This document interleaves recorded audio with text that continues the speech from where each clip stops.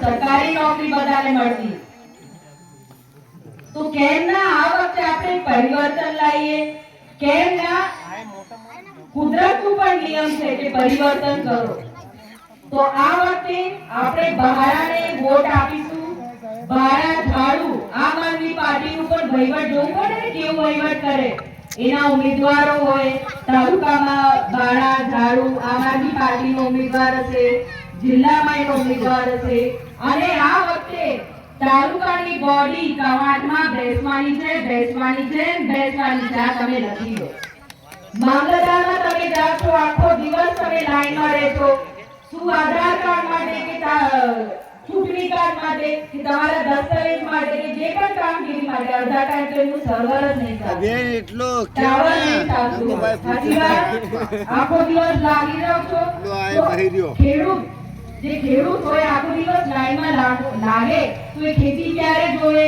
હું એવું કહેવા માંગુ છું, એક કહાવત છે કે અમારું સોનું ખેતી છે. સૂરજ જ્યારે નીકળે ને એ સોનું ઉગે ખેતરમાં. તો કેમ આપણે આપણું સમય બગાડીને આખો દિવસ સરકારની કે મામલતદારની તાલુકામાં લાઈનો લગાવીએ? આટલા અધિકારી છે, આટલા નેતાઓને એમની ફરજ નથી પડતી કે તમે અહીંયા જઈને એની વ્યવસ્થા વ્યવસ્થિત કરો? આટલી મોટી મોટી વાતો કરે કે અમે તો સેટેલાઇટ થી રોડ બનાવીશું. આ જેતપુર ને સુરતનું પુલ નહીં બનતું. જોયું? હમણાં કવાંટ પુલ, કરા નદીનું પુલની શું હાલત હતી? ગાબડા પડી ગયા હતા, કાળું પડી ગયું હતું, નીચે નદી દેખાતી હતી, પથ્થરો દેખાતા હતા, બાજુની દીવારો તૂટી ગઈ હતી. હું બાસ લગાવીને કે ધાગા લગાવી દેવા, રિબીન લગાવી દીધી. ઉપરથી જ ખાડામાંથી વાહનો જાય, ત્યાં જોઈન્ટ હોય ને એ પણ તૂટવાની તૈયારીમાં હતો. મોટા મોટા 80-100 કિલોના ડમ્પરો અહીંયા આવતા હતા. તમને ખબર છે ગંભીરા પુલ તૂટી ગયું, એમાં ટ્રક અને કેટલા માણસો મરી ગયા, આખું પુલ નીચે જતું રહ્યું. આ પરિસ્થિતિ આ કવાંટ પુલની થવાની હતી, પણ કોઈ તંત્ર નથી જાગ્યું.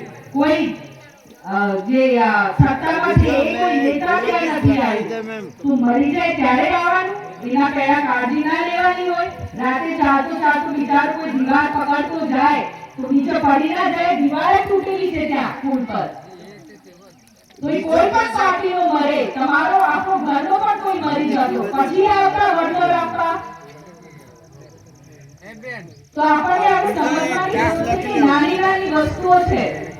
આપણે મોટા મહેલો નથી માંગતા, આપણે મોટી ગાડીઓ નથી માંગતા. અમે આપણું પોતાનું મહેનત કરીને જીવી લઈશું, પણ આપણને જીવવાની જે જરૂરિયાત વસ્તુ છે ને, જે સુવિધાઓ છે એ મળવા જરૂરી છે. આપણા યુવાનોને ખોટી રીતે ખોટા રસ્તે નાખવામાં આવે છે, દારૂમાં નાખવામાં આવે છે, બીજા ઊંધા સીધા કામ ધંધાઓમાં નાખવામાં આવે છે. પણ એ જ્યાંથી ઉગ્યો ને ત્યાંથી પતાઈ દેશે, એની જમીનો વેચી નાખશે, એ દેવામાં પડી જશે. તમે દેવો લઈને આ અનાજ કર્યું છે, દેવો લઈને તમારી કિસાન તમે છો, ખેતી કરી છે, તમે લોન નહીં ચૂકવી શકો, બેંક વાળા આવશે, બેંક વાળા તમારી જમીનો લઈ લેશે. જીવાનું કેવી રીતે? પછી હું મજૂરી દઉં છે? તો સમજો આપણે આપણી વ્યવસ્થા, આપણે એટલા મક્કમ છે, આપણે સક્ષમ છે કે આપણે આપણા કવાંટને એકદમ ફર્સ્ટ ક્લાસ સુવિધા જેમ બનાવી શકીએ અને ગામડાઓને ખૂબ વ્યવસ્થિત કરી શકીએ. એકવાર અમારા પર ભરોસો કરો, અમને સત્તા આપો, એકવાર અમને તાલુકા અને જિલ્લાની બોડી બેહાડવા દો, વિધાનસભા બેહાડવા દો, અને પછી હું બાહેધરી આપું છું કે આપણી સુવિધાઓ સારી થશે, આપણા લોકોનું ભવિષ્ય સારું થશે, આપણા યુવાનોનું ભવિષ્ય આપણે સારું કરીશું. એકવાર અમને મોકો આપવાની ફરજ મળે છે કે નહીં? તો કોણ કોણ અમને મોકો આપશે?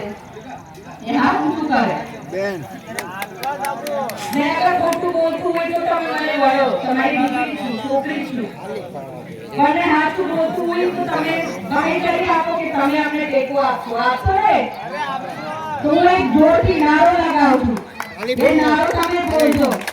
ભારત માતા કી જય!